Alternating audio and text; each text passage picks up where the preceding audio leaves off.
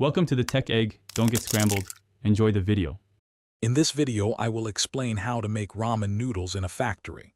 We'll take a fascinating journey, starting with basic ingredients like wheat flour, water, and salt. You'll discover how these simple components are transformed through precise steps into the delicious, chewy noodles we all love. We'll cover everything from initial mixing and kneading to the final drying and packaging, giving you a clear overview of the entire process. The journey begins with carefully selected ingredients: high-quality wheat flour, water, salt, and often an alkaline salt called kansui. These are precisely measured and combined in massive industrial mixers.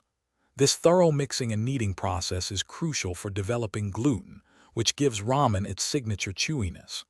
After mixing, the dough rests for a period, allowing the gluten to relax and mature, making it easier to work with in subsequent steps. Next, the rested dough is passed through a series of precision rollers, gradually flattening it into thin, even sheets.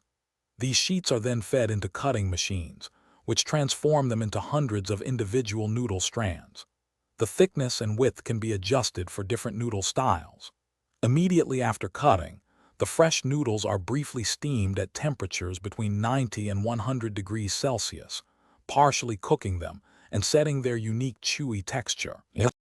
After steaming, the noodles are dried to remove moisture, typically through flash frying in hot oil for 1 to 2 minutes or by hot air drying.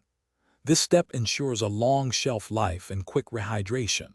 Once cooled, the dry ramen noodles are carefully packaged, often with seasoning packets, into various sizes.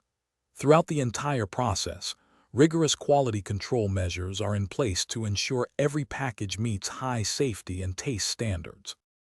Thanks for watching. Consider subscribing if I helped unscramble your problems.